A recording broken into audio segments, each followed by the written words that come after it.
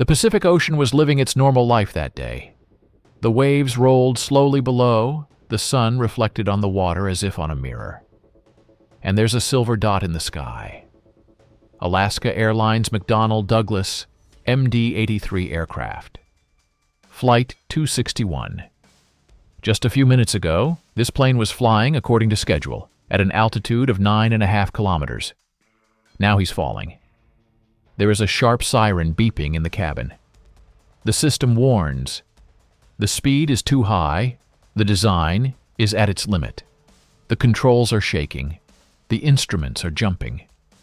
Commander Ted Thompson pulls on the handle with all his might. The muscles of his arms seem to be on fire. Co-pilot Bill Tansky helps. Their movements are synchronized, as in a training flight. But there is no place for training maneuvers now. The plane is rushing towards the ocean, as if someone is pulling it down. The overload puts pressure on the passengers' bodies. Everything that isn't fixed goes up. Paper cups, phones, even suitcases. People are shouting, but their voice is drowned out by the roar of engines. At this moment, it seems that the metal itself is fighting for life, vibrating with tremendous tension. A red speed warning indicator lights up on the dashboard. The air breaks open, creating vibrations throughout the fuselage. The air cuts through the body like a knife. Pilots know that if it takes a little longer, the controls can just come off. Ted Thompson briefly throws a phrase into the microphone. "I'm holding it. Hold on." But the MD-83 continues to work. 6,000 hours per minute, just 30 meters every second. There's only water under the wings. In these seconds, time stretches endlessly. Everything they've been taught, everything they've done thousands of times, is not working now. Thompson and Tansky are two experienced military pilots with decades of impeccable flying behind them. But now they're not fighting the weather or the car, they're fighting the system. Passengers see reflections of the ocean in the portholes. Seconds turn into a beat. Then silence. What happened to this plane? Why did the only MD-83 representative initially try to manage everything within minutes of Los Angeles? How could two of the airline's best pilots end up in a position where metal dictates its rules to them? To understand this, you need to go back to the beginning, to where everything looked calm. January 31st, 2000. The morning in Puerto Vallarta, Mexico, begins lazily. The sun rises over the bay. The water reeks of heat and salt. At the airport, there is the smell of aviation kerosene and the noise of air conditioners. Alaska Airlines passengers born in 261 are registered with, tourists in Nizhny Novgorod, young guys with a tan, with us with children. They will have a 4-hour journey home to San Francisco, and then a transfer to Seattle. There's nothing unusual about their tickets. But today, this flight will become one of the most tragic episodes in the history of U.S. civil aviation. A silver McDonnell Douglas MD-83 stands at the platform. The plane looks perfect. Shiny fuselage, green and blue Alaska Airline livery, branded Smiling Eskimo on the keel. No one realizes that there is a defect hidden in the depths of his tail that is about to declare itself. The aircraft commander is 53-year-old Ted Thompson. A former U.S. Air Force pilot, he has more than 17,000 flight hours, over 4,000 of them on the MD-80 series. He is a methodical, calm, respected man among his colleagues. His voice always remained steady even in the turbulence. Next to him is his co-pilot, 50-year-old Bill Tansky, a former naval aviation pilot. He completed 20 years of service in the Navy before joining the civil aviation. More than 8,000 flight hours and an impeccable track record. Two professionals who trust each other word for word. While passengers are settling into their seats, the pilots are conducting pre-flight checks. In the headphones, standard negotiations with the dispatcher. In the hands, control cards, a list of systems. Everything is normal. The pressure in the hydraulic system is normal. The fuel in the tanks is balanced. The flaps are set for takeoff. At 13:30 local time, the flight departs from the gate and begins taxiing. It's plus 128 outside, a light breeze from the ocean, not a cloud. This is the perfect weather for a flight. On the runway, the pilots attract the attention of the JT-8D drivers. The hull is shaking. The air is rattling from the roaring turbines. The speed is 140 knots. V1, says Tansky. Rotate. The plane obediently lifts its nose and lifts off the ground. From the portholes, a panorama opens up. The golden beaches of Puerto Vallarta, streaks of palm trees, and the glitter of yachts below. Tourists smile and take out their cameras. At this moment, everything looks perfect. Too perfect. A few minutes later, when the plane passes an altitude of 6,000 feet, Tansky turns on the autopilot. The MD-83 comes to the fore, the pilots relax, adjust course and speed. The radio is silent, just the steady hum of the engines. But at exactly that moment when they pass the 23,400 FT mark, a yellow light flashes on the panel. The autopilot indicator indicates that it can no longer move the stabilizer, a key part of the tail unit responsible for balancing the aircraft in the longitudinal axis. It may sound abstract to the viewer, but the stabilizer is the heart of vertical control. It adjusts the angle of the aircraft, helping the pilots to keep the nose in the right position. If it stops moving, the controls turn into a struggle with aerodynamics. As long as the signal is just blinking, the cabin remains calm. Thompson and Tansky exchange a brief glance. They know that sometimes the stabilizer motor can just stick. But they still don't realize that this particular signal will be the first sound of impending disaster. In the MD-83 cabin, everything is installed under control. A narrow compartment with gray panels, the smell of heated plastic, and a slight vibration of the floor are common routines for pilots. In front of them are instruments, digital screens, and mechanical arrows, where every detail can tell about the condition of the aircraft. First, there is a series of toggle switches, followed by the rhythmic hum of the JT-8D engines. Commander Ted Thompson is sitting in the left seat. Your back is straight, and your hands are firmly on the steering wheel.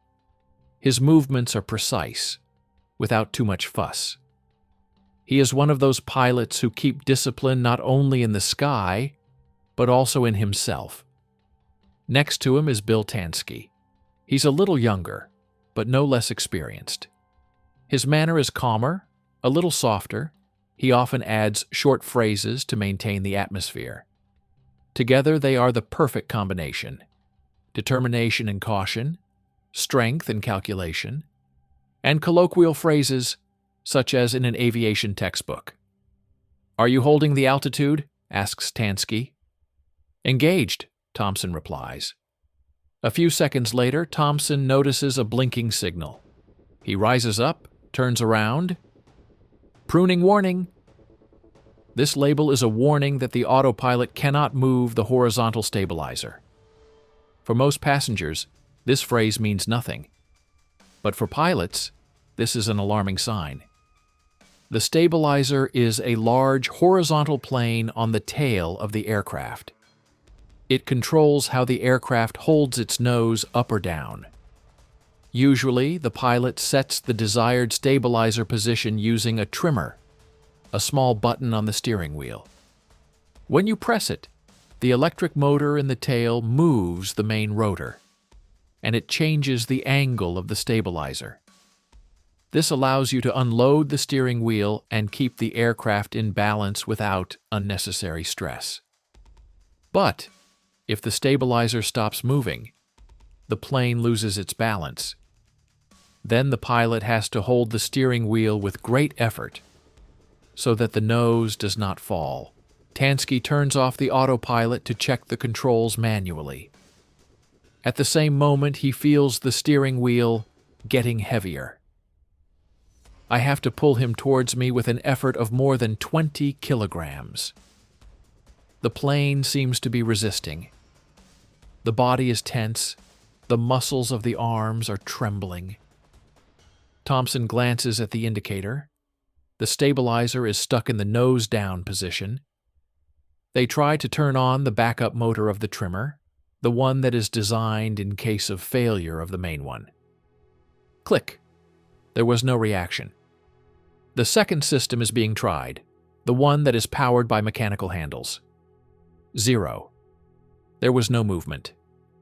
The situation is unusual, but not critical. Yet. In their practice, it has been worse. Sensor failure, overload of the hydraulic system, even depressurization. But the fact that the stabilizer is not moving at all is already a reason to be wary. Thompson opens the fault control card. His fingers quickly flip through the plastic pages, gliding over the items. Trim motor, check. Circuit breakers, verify. Everything is according to the instructions. They try every combination, the primary and backup systems, individually and together. And again, no reaction. Tansky squeezes the steering wheel so that her joints turn white. He feels like the controls are literally stuck. An airplane requires constant tension just to stay on course. It's impossible to fly 4 hours to San Francisco that way. But so far it's just a technical malfunction. They are sure that they will solve it in the air. Passengers are drinking juice and looking at the ocean below. No one knows that the struggle between man and mechanism has begun ahead.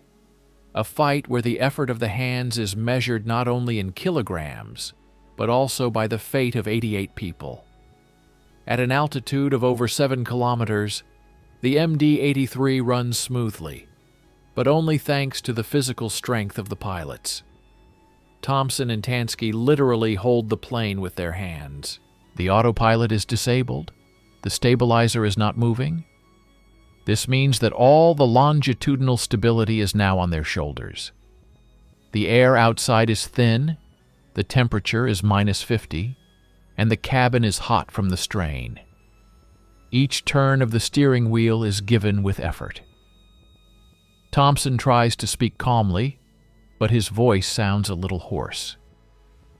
He understands perfectly well that if they don't solve this problem, they will have to fly all the way to San Francisco in manual mode, keeping the plane in balance all the time.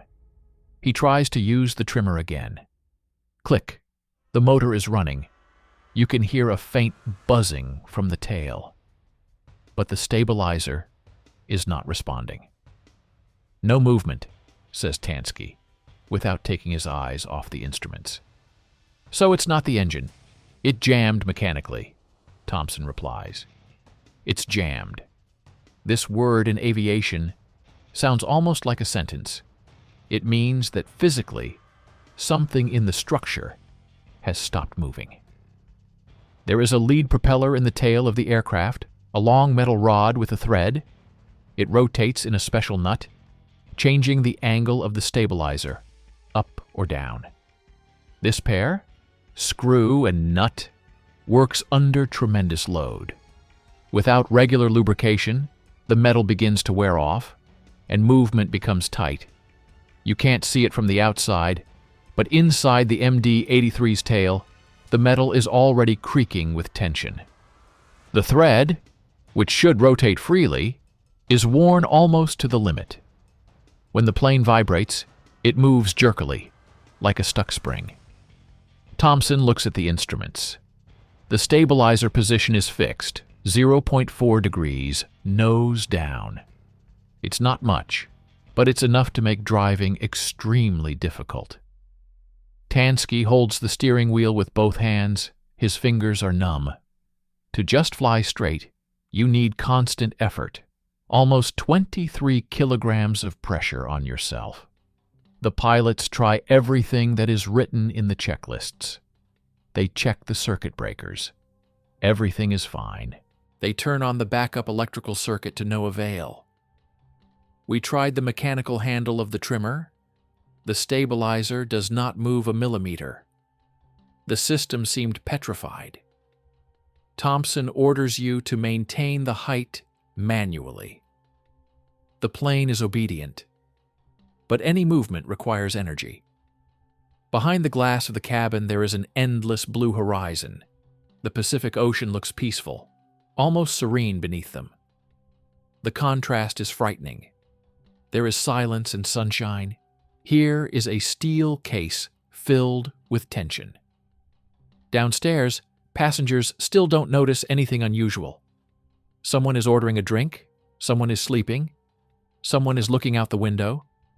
For them, it's just a regular flight. No one realizes that there is a fist-sized knot right under the floor of their chairs, on which their lives now depend. Tansky says, "Maybe the stabilizer just froze." Thompson shakes his head. The heating works at this altitude. If it had frozen, the signal would have been different. He makes a note in the flight log. Everything is still calm, everything is according to protocol. But inside he already has a feeling that this malfunction is not accidental. Too much resistance, too many inconsistencies. MD-83 continues to fly north to the coast of the USA. There are familiar numbers on the instruments, a flat horizon line. But in the tail, among hundreds of metal parts, the thread on the lead screw nut is already worn almost to the limit. Of the 20 turns, there are 2, maybe 3 left. There are several millimeters between the metal and the void. Neither Thompson nor Tansky can know that. For them, it's just another technical challenge. They are unaware that their own countdown is quietly ticking away under the noise of the engines. Every minute of the flight turns into a survival training. Tansky holds the steering wheel with both hands, shoulders tense, arm muscles seem to burn. He pulls with all his might to compensate for the stuck stabilizer, and Thompson monitors the instruments and radio communications. In the cockpit, you can only hear heavy breathing, the hum of engines, and the slight crackle of the headset. The MD-83 is flying smoothly, but only because 2 people are literally holding it back from falling. If you release the steering wheel, the plane will immediately turn its nose down. Control has become mechanical in the most literal sense. Pilots struggle with aerodynamics directly, without the help of automation. To ease the situation, Thompson decides to reduce the load by reducing the speed. The air resists less, but the steering wheel still pulls forward, as if an invisible force is holding it. At an altitude of 9 kilometers, the pressure in the tail of the aircraft is enormous. The stabilizer is under load of tens of tons. Any attempt to move it manually is useless. The pilots turn to the control charts again. Their eyes slide over the items. Alternate trim system, circuit breakers, manual trim wheel. Everything is checked. Everything is working. But the stabilizer is not. He was stuck in the nose-down position, and now this angle has become their constant enemy. Thompson is trying an alternative trimming system. It uses a different motor, independent of the main one. He turns on the power, watches the voltage arrow. The ammeter shows a jump, the motor is spinning, but on the stabilizer position indicator, the arrow remains stationary. The metal is silent. This means only one thing. There is a wedge inside the mechanism. The motor rotates, but the lead screw does not move. And somewhere out there, behind the sealed bulkhead, the thread is already being erased to the last turn. Tansky, without letting go of the steering wheel, tries to joke. "It looks like we have a free simulator today." Thompson grins, but there's concern in his eyes. He knows that such malfunctions rarely end simply. They are trying out a mechanical system, 2 handles on a pedestal between the chairs, similar to the levers of a suitcase. They are rotated synchronously to change the stabilizer position manually. This is an old, reliable method installed in case of electrical failure. But even this system doesn't help. The handles don't move. The plane continues to head north. Everything looks calm from the outside. Clouds, blue sky, horizon. But the tension in the cabin is growing. Tansky can already feel his forearms going numb. Thompson offers to take over. He takes over the controls so that his partner can rest a little. Now he pulls the steering wheel steadily, without jerks, as if he is fighting an invisible resistance. A few minutes of silence. Only the instruments count the numbers. 31,000 feet, 290 knots, 330 heading. Everything looks normal, except for one thing, the effort at the helm. It's abnormal, unnatural. Thompson wonders if it's possible that not the entire stabilizer is jammed, but only part of the main rotor. Then theoretically you can try to rock it, alternately give commands to trim back and forth. Maybe the movement will move the stuck nut. He explains Tansky's plan. He's ready. They take turns activating the trimmer back and forth. There is a barely perceptible hum in the tail, but the stabilizer does not move. Instead, there is a faint vibration along the fuselage, as if the metal is protesting. They don't know that every such attempt only makes the problem worse. The worn thread inside the nut begins to crumble. The metal crumbles. Microscopic fragments fall into the gap between the lead screw and the housing. The mechanism created for smooth movement now works like sandpaper. The pilots make notes in the log and contact the dispatcher. Thompson speaks in a calm voice. "We have problems with the stabilizer trimmer. We manage it manually. We continue flying north. Everything is according to the procedure." No one suspected the scale of the problem. The MD-83 continues to fly, looking perfect, a blue and white airplane on a clear sky background. But inside his tail, an invisible battle of metal and time is already underway. In a couple of hours, when they approach the coast of California, it is this worn-out node, smaller than a human palm, that will decide the outcome of their flight. In the depths of the MD-83's tail section, behind layers of metal and sound insulation, there is a detail that even experienced pilots rarely remember. The stabilizer lead screw is the mechanical heart of the entire longitudinal control system. Its task is simple. Rotating in a massive nut, it changes the angle of the stabilizer, the same horizontal plane that helps the aircraft keep its balance in the air. This pair of screw and nut works with microscopic precision. There is only a few tenths of a millimeter gap between them, and the thread can withstand enormous loads. When the pilot presses the trimmer on the steering wheel, an electric motor rotates the propeller. It moves up or down in the nut thread, changing the angle of attack of the stabilizer. The entire system must be perfectly lubricated to keep friction to a minimum. But on Flight 261, this propeller has not seen fresh grease for a long time.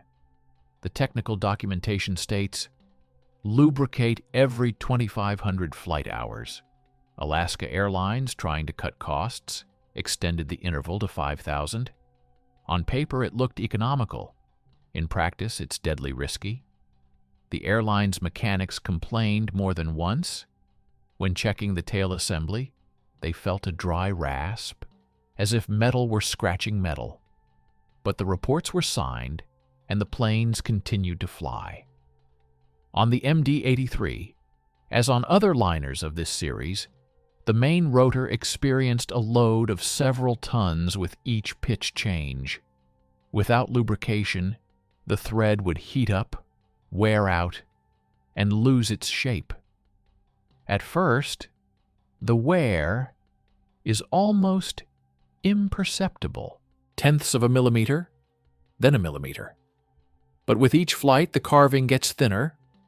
When the plane changes the angle, the thread in the nut stretches and contracts like a spring.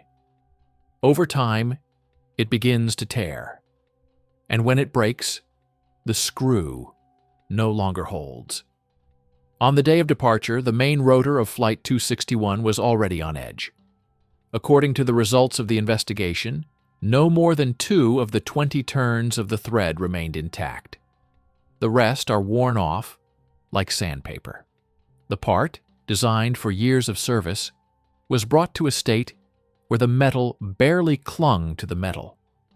Every movement of the pilots, every micro, vibration jolt, every attempt to release the stabilizer accelerated the process. At that moment, when they turned on the trimmer motor again, the screw was trying to turn in the nut. But inside there were no smooth paths anymore, only metal dust. Somewhere at that moment, a barely audible sound was heard inside the MD-83's tail. Not a screech, not a blow, just a dry click. The metal made it clear that the limit was near. If Alaska Airlines engineers could look inside now, they would see a terrible picture. The thread is eaten out. There are rolled up shreds of grease mixed with dust and shavings. The system on which the aircraft's control depended was actually collapsing before our eyes. But no one in the cabin knew about it. Thompson and Tansky continue to act according to instructions. They are convinced that the problem is in the electrics, perhaps in the stabilizer motor. No one imagined that a process was already underway inside the tail section, which could not be stopped by any toggle switches. On the ground, thousands of kilometers away, maintenance schedules were still posted in the airline's technical department. Numbers, dates, signatures. Each check is marked with a tick, and each aircraft is normal. On paper, Alaska Airlines looked like a model of efficiency. In reality, it was the effect of accumulated metal fatigue, brought to the point of no return.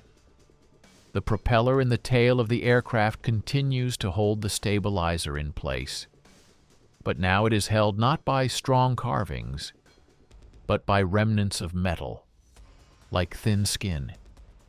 And when the air pressure reaches a critical point, this barrier will not stand. At an altitude of 9 kilometers between Mexico and the United States, MD-83 flies smoothly.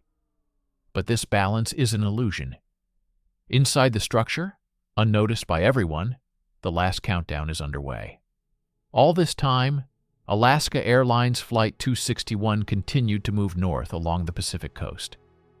Outside, there is a serene sky, soft evening light, and a calm horizon. Inside, there are 2 pairs of arms that keep the multi-ton plane from falling. Thompson and Tansky take turns every few minutes. Fatigue is already being felt, not only physically, but also mentally. Management requires continuous tension, and they both know that it can't last that long. It's time to make a decision. Thompson opens the route map. The nearest major Los Angeles airport is just a few dozen minutes away. He suggests sitting down there to fix a malfunction on the ground. The solution is logical. even obvious. Any pilot will say, if the controls are unstable, you need to descend as soon as possible. But there are more than just dispatchers at the other end of the radio network. The airline's maintenance department and operations center in Seattle are in touch. Alaska 261, can you confirm if your trimmer is malfunctioning? Yes. The stabilizer is not moving. We control it manually. The load is high. We are planning to land in Los Angeles, Thompson calmly replies. A short pause. The noise of the ether. Then an engineer from the technical department appears on the air. Got it, Ted. Have you tried an alternative system? Yes. Does not work. The stabilizer is stuck. Okay. Keep trying. Perhaps the engine just overheated. It's a couple of hours to San Francisco. I think you can fly. Thompson looks at Tansey. He's silent, but the look says it all. They understand that they want them to continue their flight from the center. The reason is simple, commercial. If the flight deviates from the route, the company will lose money, the schedule will be disrupted, passengers will have to pay compensation, and the plane will be stuck on the ground. In corporate logic, this is a loss. But for pilots, this is no longer a business. This is security. Thompson talks tough on the air. We won't take any chances. We'll sit down where it's safer. The engineer from the technical department answers almost without emotion. The decision is yours, Commander. But the weather conditions in San Francisco are good. It's foggy and busy in Los Angeles. It sounds like an argument, but it's actually a subtle pressure. They hint that boarding outside the schedule will create problems. Thompson turns off the microphone, takes a deep breath. They don't understand, he says softly. Tansky looks at him. They're not where we are. They don't have to take the helm. At these moments, the two pilots find themselves caught between two forces. On the one hand, there are aerodynamics and mechanics that do not forgive mistakes. On the other hand, there is a corporate system where every minute of delay is measured in dollars. On the ground, in offices, everything looks simple. Numbers, flights, reports. But at an altitude of 9 kilometers, any wrong decision can end in disaster. The pilots contact the traffic control center. Los Angeles Center, Alaska, 261. We have problems with the stabilizer. We want to start descending towards you. Alaska 261, please specify. Is this an emergency? Thompson responds calmly. It's not an emergency, but it's serious. We control it manually. The load is high. We ask for a reduction. The dispatcher gives permission, a block of heights between 20 and 25,000 feet. MD-83 begins to decline smoothly. Tansky holds the steering wheel. The muscles of his arms seem to cramp with tension. Against this background, conversations with engineers continue. They advise to check the fuses, turn on the motors one at a time, try an alternative power supply channel.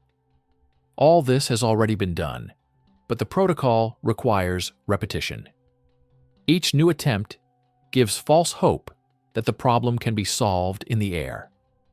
At some point, a new signal arrives from Seattle. Ted, try using both the main and backup trimmers at the same time. Sometimes it helps to release the lead screw. This phrase will be fatal. Thompson repeats the experiment. First, it turns on the main trimmer motor, then the backup one. Nothing happens for a second. Then a slight vibration passes through the tail. It seemed that the stabilizer began to move. But in fact, the last millimeters of thread are being cut off inside the nut. The metal doesn't hold anymore. They don't know that at that moment the main rotor broke out of its last turn. There is a void between it and the nut. Now the stabilizer is supported only by a mechanical stop. All this time, the system has been like a grenade with the pin pulled out, and now it's ready to explode. But they don't know it in the cockpit. Thompson is relieved. It seems to have moved. Tansky smiles. Great. Maybe we can make it to San Francisco after all. None of them knows that by this action, they have literally removed the last protection. On the ground, at the Alaska Airlines office, the shift is still going on. Operators monitor flights on their screens.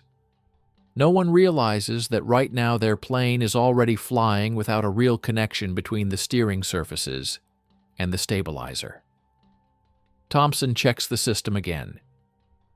The indicator shows strange values. The stabilizer seems to have dropped slightly below normal. He doesn't think much of it. They decide to stay on course for Los Angeles. There are still more chances than flying further. But the situation has already changed. The stabilizer is not just jammed. He is now in a position that is mechanically impossible for flight. The air presses on the tail with tremendous force, and the MD-83 is ready to fall down at the slightest movement. In the cabin, there is the same hum of engines and the dry rustle of instruments. Thompson speaks softly, as if to himself. The main thing is not to panic. We'll make it. But somewhere behind the panels, at the tail, the metal is already preparing for its final click. The Pacific Ocean is below, Los Angeles is ahead, and there are only a few minutes of flight between them and one detail that will last for a very short time. It all starts with a slight tremor. A barely perceptible vibration passes through the cabin floor, as if somewhere deep inside the plane blinked for a split second. Tansky looks at the instruments, but sees nothing suspicious. The pressure is stable, the speed is within the normal range, the autopilot is disabled. Everything seems to be under control. Thompson decides to make sure that the stabilizer has actually moved. It activates the trimmer again with a short press. In response, there was a dull metallic click from the tail section. At this point, something inside the structure finally gives up. The lead screw, worn to the limit, breaks out of its nut. She cuts off the last turns of the thread like a can opener. Now the threaded pair no longer exists. The screw just hangs in the void. The stabilizer, unsupported, instantly tilts downwards beyond the permissible angle. A sharp blow. MD-83 breaks nose down. Everyone in the cabin feels the body being pressed against the seats. The indicators show an instant decline. The vertical fall rate increases from 4,000 to 6,000 feet per minute. Tansky immediately pulls the steering wheel towards himself. The steering wheel seemed to cling to him, tight, unyielding. Thompson helps. Their hands work synchronously, like a single mechanism. But the stabilizer won't work. The overspeed warning signal sounds from the speakers, a warning about critical speed. The air is whistling outside, the pressure is rising, the plane is vibrating. For a moment, it seems that the structure will not hold. Thompson is shouting into the radio. "Mayday, Mayday! Alaska 261. Loss of control. Sharp decline." The voice is calm, but there is tension in it. Below, behind the windshield, the ocean is rapidly approaching. The entire dashboard is flooded with red. Warnings, flashing lights, sirens. Tansky, clenching his teeth, holds the steering wheel with both hands, muscles trembling. He pulls with all his might. The effort exceeds 70 kilograms. The plane is picking up speed. 300, 320, 340 knots. The system screams that the structure is on the verge of collapse. Thompson orders, "Release the spoilers." Tansky pushes the lever, and a vibration runs through the body. The air breaks open, creating resistance. The speed drops by several knots, but the decrease continues. The loads are enormous. Everything in the cabin, from suitcases to trays, flies up. Passengers are screaming, and some are fainting from the overload. For them, everything happens in seconds, from smooth flight to fall. In the cockpit, Thompson and Tansky are not distracted by anything. All attention is on the steering wheel, on the instruments, on the pitch angle. They see that the altimeter needle is rotating at an incredible speed. But at the same time, there is a small hint of hope. The decline is slowing down a bit. Hold it, says Thompson. They pull harder, together. And suddenly, stabilization. The plane comes out of a dive at an altitude of about 27,000 feet. The nose has leveled off, and the speed is gradually decreasing. Thompson exhales. We got him out. Tansky smiles, but her hands are still shaking. They know that the stabilizer is stuck in a new position beyond all acceptable angles. It takes constant effort to keep the plane steady. If you let go, it will peak again. The dispatcher calls them on the radio. Alaska 261, are you okay? Thompson responds, they've stabilized. The decline is under control. We need a block of heights between 20 and 25,000. Permission granted. The lower level is 200, the upper 250. Keep the block. Let us know when it changes. Accepted. Alaska 261. Now they need air, a space where they can work. Thompson orders us to maintain an altitude of 27,000 feet and reduce speed. They try to regain control. They check the trimmer again, turn on the motors again. It's all useless. The stabilizer is locked in the lowest position. Management requires tremendous effort. But Thompson, despite his fatigue, remains focused. He knows they need to stay above water. If something goes wrong, at least the fall won't affect residential areas. The California coast is already visible below. Los Angeles is only a few minutes away. And at that time, for the first time, they realize that the machine no longer obeys logic. Everything that was supposed to restrain the stabilizer has been torn down. The mechanical stop, the last barrier, works like a spring and can spring back at any moment. The plane is flying steadily, only because two people are fighting it every second. They keep their course, keep the angle, and don't even suspect that the remnants of the carving inside the tail have already turned to dust. Thompson is contacting the engineers again. The voice in the headset sounds calm, almost casual. Ted, if the stabilizer is still not moving, you can try again. Sometimes a little back and forth movement helps. He listens to this phrase and is silent for a few seconds. He understands that this is the only thing they are advised to do. The same instruction that led to the first breakdown. But there are no options. He decides to take another chance. Tansky looks at him. Are you sure? If we don't do something, he'll snap on his own. I'd rather give it a try. The commander activates the trimmer again. At this moment, the metal in the tail of the plane emits a dull sound, short as a shot. Then the second one. And suddenly the whole plane starts shaking. Vibration passes through the floor, appliances, chairs. The stabilizer finally breaks out of its attachment. MD-83 goes into a steep dive again. MD-83 goes down again, swiftly, with a jerk, as if someone pulled his tail. The sirens in the cockpit begin to wail. The instruments merge into a chaotic light. The nose of the plane descends, and the overload instantly presses the pilots into their seats. gravity becomes their opponent. Thompson and Tansky act in silence, without panic, without shouting. Only short commands, clear and confident. Thompson pulls the steering wheel sharply, Tansky adjusts the thrust. The air breaks open again, and the hum increases. The air seems to pull out parts of the sound from the cabin. Below is the vast expanse of the Pacific Ocean. The altitude is dropping, 26, 25, 24,000 feet. Pressure in the ears, the heart beats in time with the alarm signals.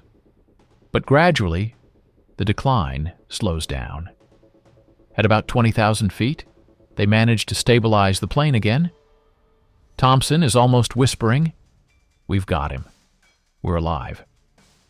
Both understand that the situation is abnormal. The aircraft is controlled only by brute physical force, and the stabilizer is completely out of order. They don't know what position he's stuck in, but they feel that any movement of the steering wheel is given with unnatural resistance. Thompson calls the dispatcher. "Los Angeles Center, Alaska, 261. We've stabilized at 20,000. We are requesting a block of heights from 20 to 25,000 for troubleshooting. Alaska 261, block approved. There's no one around. You can work now. Accepted. Alaska 261. Now there is an empty sky around them, for the sake of silence and space. No other side is nearby so that nothing interferes with their attempt to save the car." Thompson turns to Tansky. "Listen, if we go down further, the pressure on the stabilizer will decrease. It may be possible to change the configuration, release the flaps, and see how the aircraft behaves.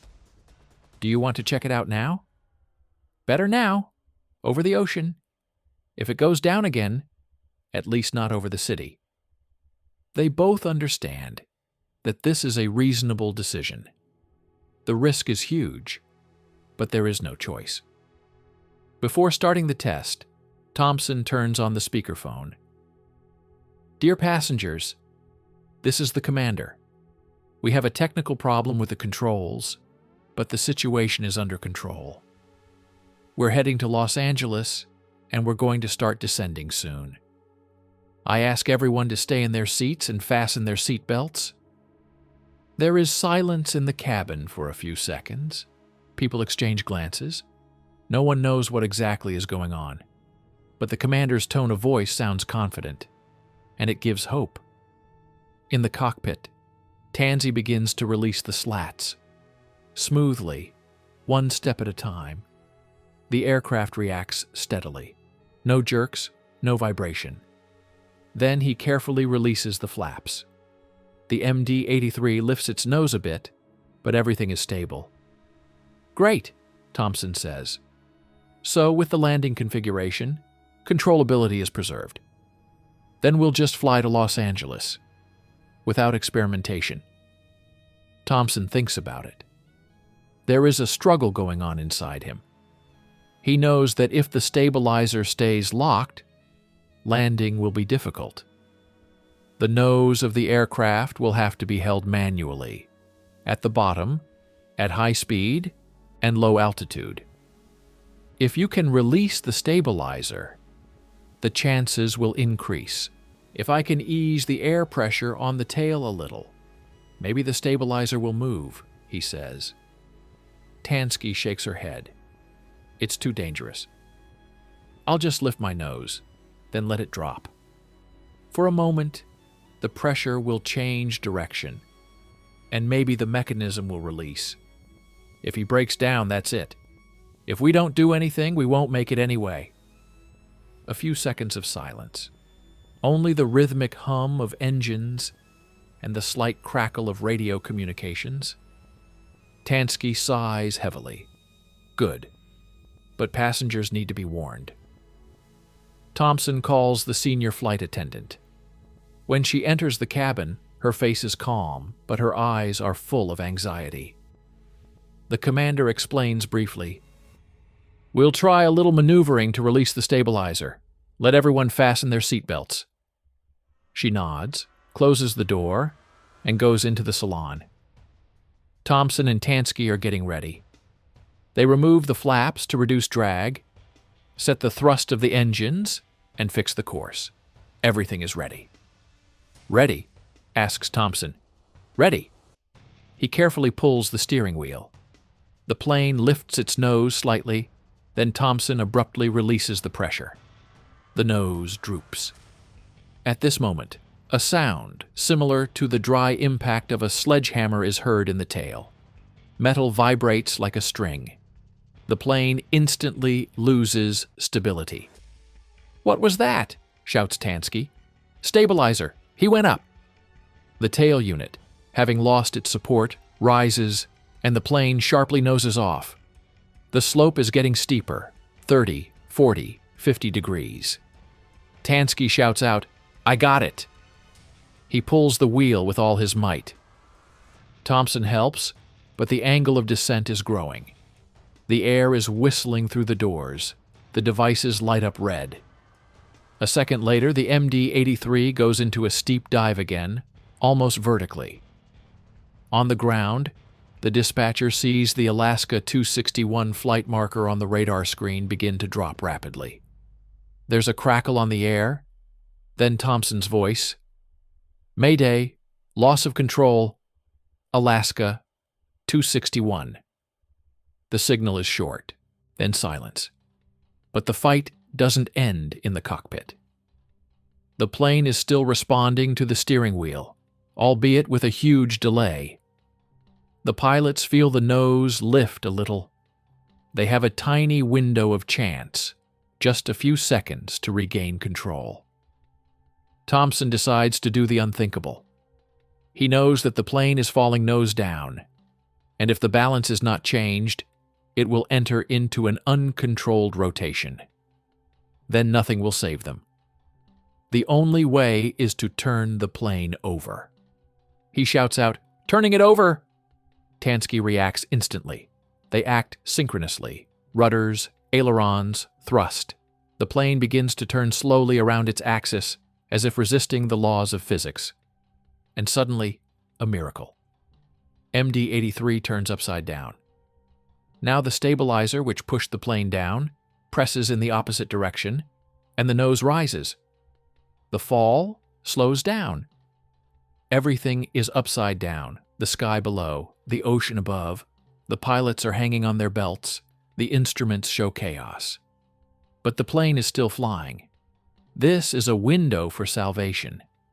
Small, thin, like the horizon line, and they're going to use it to the end. MD-83 is flying upside down.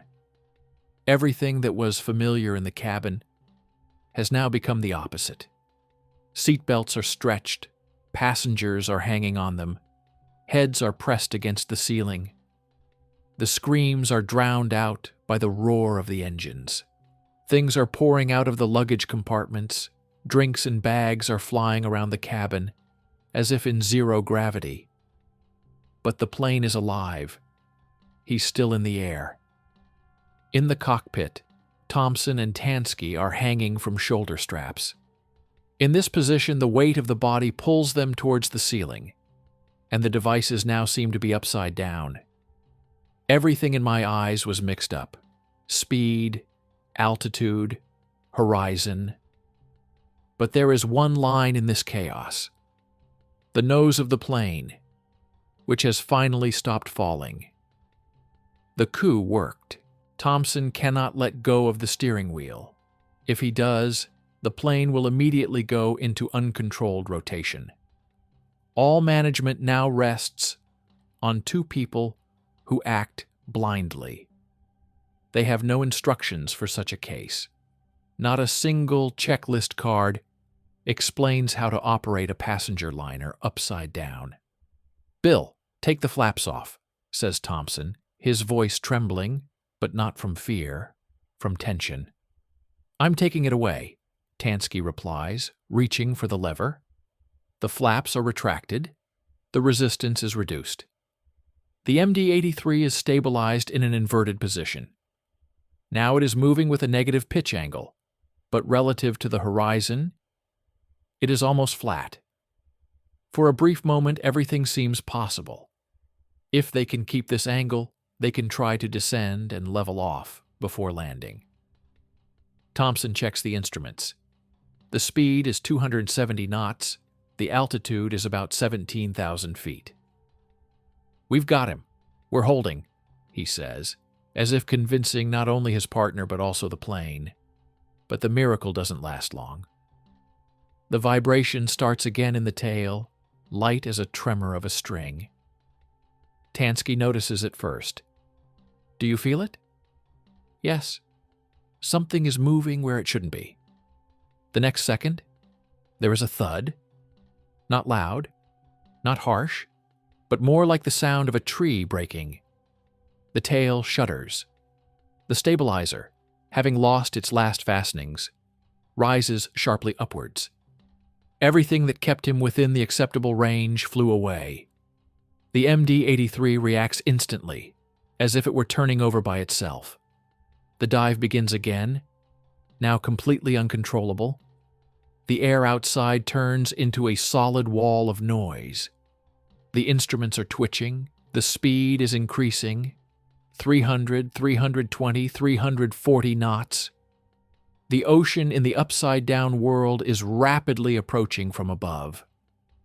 Thompson and Tansky are still fighting. They press on the steering wheels, trying to stabilize the nose, but there is no reaction. The controls are gone. All that remains is engine thrust and spoilers. Tansky releases the air brakes. The vibration is increasing, and the case is shaking. "He's not answering," shouts Tansky. "Keep going. As long as we breathe, we continue." Thompson answers. On the radars of the dispatch service in Los Angeles, the point of Alaska Flight 261 drops sharply. "Alaska 261, are you in touch?" There is no response. Just the hiss of the ether. The impossible happens inside the cabin. Time stretches. Thompson manages to see how the altimeter needle drops down as the coastlines become clearer. He knows that there is no chance anymore, but he continues to hold the helm. Even now, when physics has stopped being an ally. The engines begin to choke on the airflow. Their thrust weakens. The flame in the nozzles is moving unevenly. The pilots feel the force of the fall becoming inevitable. They no longer control the flight. They just hold back the fall as much as possible. Tansky turns his head, trying to look at the commander, but he does not take his eyes off the instruments. A second later, he utters the last sentence. "Well, that's it. This is the end." At 4:19 p.m. local time, Alaska Airlines Flight 261 touches the surface of the ocean. Instantly. No flash, no fire, just an instantaneous impact from which even the sound does not have time to reflect off the water. On the radars, the dispatcher sees the mark disappear. He calls the board for a few more seconds, hoping for an answer that is no longer there.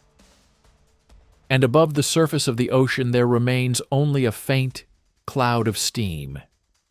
A trace of the place where a few seconds ago there was a plane full of people, hopes, and returns. Thompson and Tansky have done the impossible. They held the car to the end, saving everything they could, and even in the last minutes, their decision to stay above the ocean saved hundreds of people on Earth. But the causes of this disaster were not in the air. They were much lower in reports, signatures, and figures, where human life once turned out to be cheaper than a flight schedule. For most people, the sky is a symbol of freedom. For the pilots of Alaska Flight 261, it became the scene of the last battle. The inverted MD-83 continued to fly for several tens of seconds, contrary to all the laws of aerodynamics. From the outside, it seemed as if the plane was gliding through the air, on a fine line between flying and falling. Inside, every inch of the hull was at its breaking point. Thompson and Tansky were hanging from straps pinned to the ceiling. Their bodies bore the brunt of the overload, and the steering wheels no longer felt the feedback. The controls became lifeless. The plane was flying by itself, driven by forces that could not be stopped. Thompson orders, "Try the thrust. Maybe it will level up." Tansky squeezes the levers, adds power. The engines roar in response, but that doesn't change anything. The airflow is at such an angle that the turbines begin to suffocate. One engine stalls, the other loses momentum.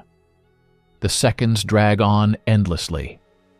All that can be heard is the wail of sirens, the vibration of the hull, and the metallic groan of the structure. The passengers in the cabin are no longer screaming. Silence, in which only the wind can be heard. People are holding their hands, closing their eyes, and someone is whispering prayers. Some people look out the portholes, where in an upside-down world, the ocean grows up like a wall. In the cockpit, Tansky tries to turn the plane back. "If we turn it over, at least it will stabilize." He presses the rudder pedals, but in the inverted position it is almost impossible. Thompson screams, "To the left! More!" The plane is slow to react, but it's too late. The air overwhelms the tail. Control is completely lost. Now they're just falling. But even in the fall, the pilots continue to struggle. Thompson doesn't let go of the steering wheel until the very end. His muscles are already numb, but his hands are still holding the controls. It's not an instinct. It's a professional vow, hammered in over the years. Keep it to the last. From the outside, MD-83 looks like a falling cross. Two wings and a thin hull, inverted over the ocean, reflect the sun's rays. At this moment, the will still lives in him. Below, the Pacific Ocean glows like mercury. And at the last second before the collision, the plane seems to straighten up, as if obeying the will of those who let it. The impact is instantaneous. The waves rise up, and silence returns. Everything ends as quickly as it started. There was no smoke, no fire, just a plume of salt water, and an echo dissolving into the air. Later, when experts lift the wreckage, they will find the stabilizer's lead screw, worn out, with threads worn almost to smoothness. The official report of the National Transportation Safety Board of the USA will show that the cause of the disaster is the destruction of the thread in the nut of the lead screw. The direct fault is insufficient lubrication and non-compliance with maintenance intervals. Alaska Airlines, once proud of its reliability, will find itself under a barrage of investigations. The documents will show that the company has reduced the number of inspections, extended the periods between technical inspections, and even falsified reports. 2 years before the incident, one of the engineers warned about the problem. He was sent on vacation. It was not the one who violated the rules who was punished, but the one who tried to save him. After the disaster, everything will change. The aircraft manufacturer, McDonnell Douglas, already part of Boeing at that time, will review the stabilizer designs. All MD-80 and MD-90 series aircraft will undergo unscheduled inspections. The maintenance regulations will be rewritten. The lead screw will be lubricated twice as often. The control charts used by the pilots will also change. In the new versions, a clause will appear. If the stabilizer does not move, the aircraft must immediately land at the nearest suitable airport. Don't wait, don't experiment, don't release the wedge, just sit down. But these rules will be written later. In memory of the Alaska 261 flight crew, The Pilots Association will present Ted Thompson and Bill Tansky with a posthumous gold medal for heroism, for fighting to the last for the lives of passengers and preventing the plane from crashing into the city. At the crash site, off the coast of California, fishermen sometimes say that on quiet evenings you can hear a low rumble, as if a plane is going somewhere far away. It's not a superstition. It's just the sound of the wind playing in the waves. But everyone who knows the story of Flight 261 hears a reminder in this hum: heaven does not forgive negligence, but always remembers those who stayed in it to the end. The Alaska 261 flight disaster has become a lesson for an entire industry, not technical, but human. A reminder that you can't put an equal sign between security and profit, that there are real people behind every report and signature, that a small detail in the tail of an airplane can decide the fate of dozens of fates, and that the real heroes of aviation are not those who fly without mistakes, but those who, even when everything collapses, do not let go of the steering wheel. At dawn, the waves off the coast of Los Angeles are quietly rolling towards the shore. Birds fly over the water, and the sun rises, coloring the horizon in a golden hue. There is no trace of what once happened here in this tranquility, but if you listen closely, it seems that the ocean still holds the echo of that day. January 31st, 2000 is a date that has forever remained in the memory of all those connected with the sky. Alaska Airlines Flight 261 has become a symbol not of error, but of bravery. The courage to fight when physics stops obeying. The courage not to give up when metal and logic are already against you. At the bottom of the Pacific Ocean, at a depth of almost 1,000 meters, lie the wreckage of an airplane. Among them is the stabilizer lead screw, a small detail on which everything depended. There are traces of friction on its surface, metal dust, and a frozen story of how human indifference can turn into a disaster. But there is something else in this story: human dignity. Thompson and Tansky did something that is not prescribed in any manual. They made decisions that saved lives on Earth and stayed in their places until the last second. Aviation changed after the disaster.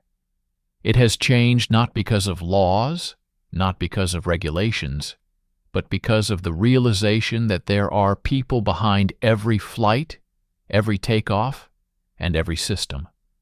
Those who trust, and those who are responsible for this trust. A monument to the crew of Flight 261 stands in a small park near the coast, where waves are crashing against rocks. The words are engraved on it: they held the sky as long as they could. And when the setting sun touches the water, time seems to slow down. The air becomes dense, as before a storm, and for a moment it seems, somewhere far away, the steady hum of engines is heard again. Not the sound of tragedy, but a reminder that the sky is not a place for compromise, and the fact that real heroes often leave quietly, just doing their job until the very end.